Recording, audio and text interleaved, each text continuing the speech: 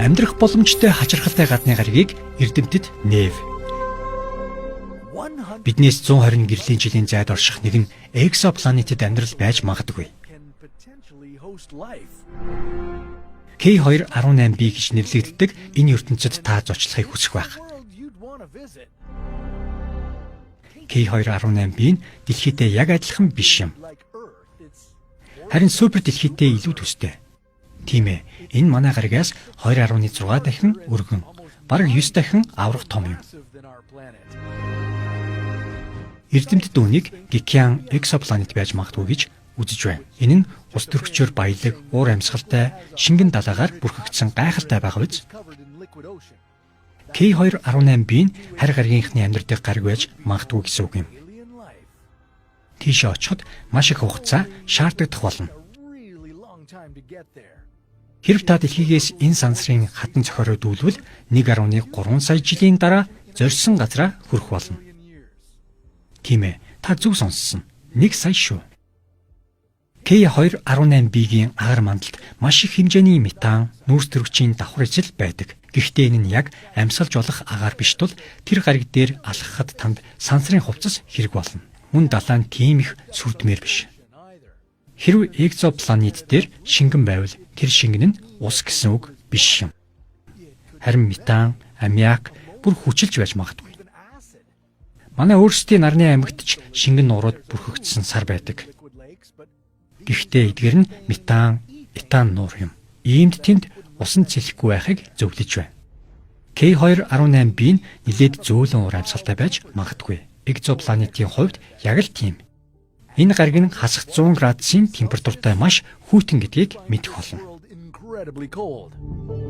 Энэ ертөнцөөс бидний олж мэдсэн хамгийн сэтгэл хөдлөм зүйл нь диметил сульфидийн улмөр байж магадгүй юм. Дэлхий дээр амьд биетүүд л энэ молекулыг гаргаж авах боломжтой. Өөрөөр хэлбэл K2-18b нь харь гаригийнхны амьдрах гэр байж магадгүй юм.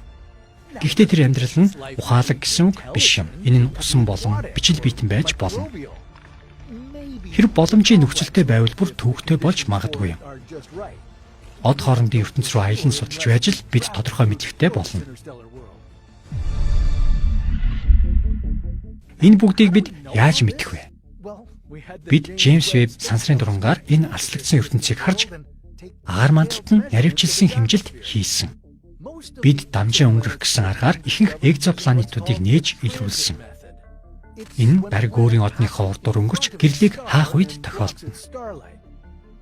Эрдэмтэд гаригуудын эргэн тойрондох долгионы уртыг судалж, зарим долгионы урт нь эдгээр алслагдсан гаригийн агаар мандал нь ямар болохыг хэлж чадна.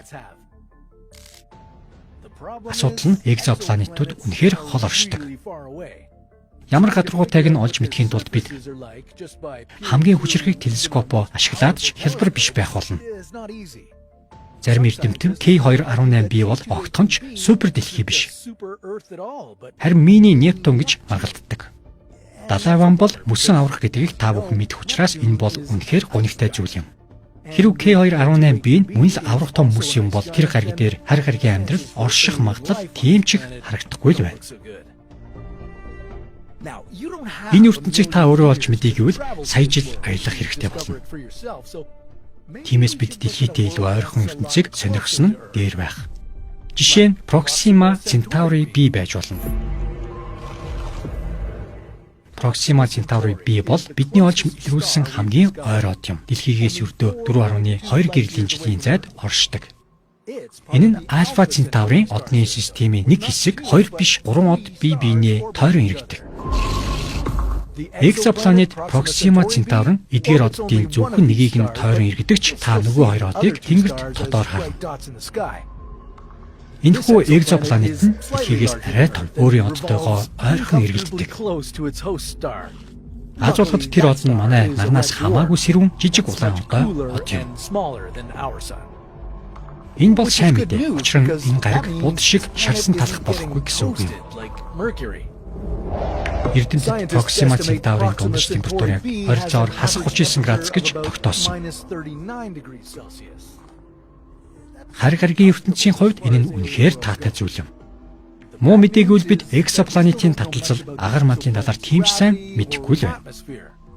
Иймд од хоорондын бааз байгуулахад хамгийн тохиромжтой байж магадгүй.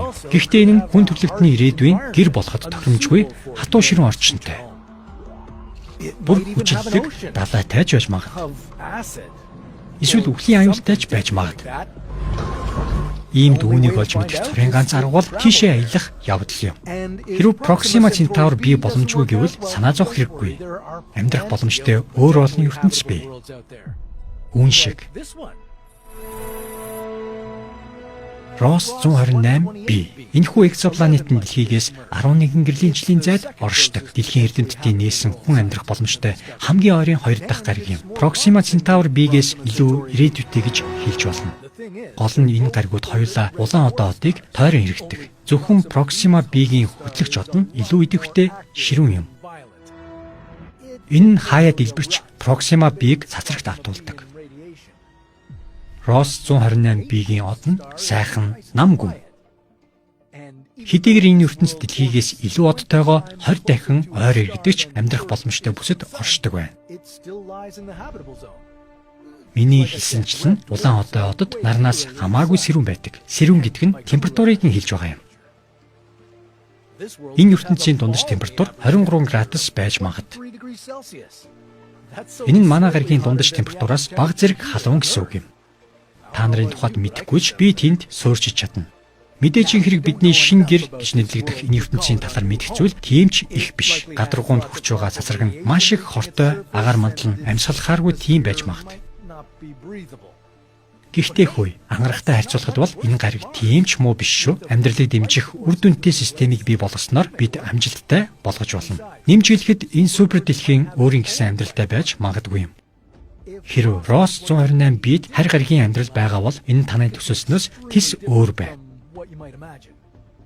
Харь гаригийн төрөл зүйлтэй анхны холбоог хэрхэн тогтоох тухай бодож үзье. Энэ нь ямар байх бол? Бүр буруугаар эргэж магадгүй юм. Нэгд бид ямар ч экзопланетууд тэрж байтугай хамгийн ойрын гаригууд руу аялуул амьд үлдэж чадахгүй ч байж магадгүй. Одоогийн байдлаар бид 5000 гаруй харь гаригийн ертөнцийг нээж баталгаажуулаад байна. Тэдгээрийн 63 нь амьдрах боломжтой. Гэхдээ бид яг тодорхой мэдж чадаагүй. Бидний ажигласан ихэнх гаригууд маш аимшигтай. Дэлхий шиг харагдах нэг экзопланет бий. Гэхдээ энэ сайхан харагдах цэнхэр ертөнц нь үнэндээ танд бол суурьшиж болох газар биш. Хэрв та суурьших гэж үзвэл хэдхэн секундын дотор үхэх болно. Гэхдээ энэ бол өөр нэг түүх юм.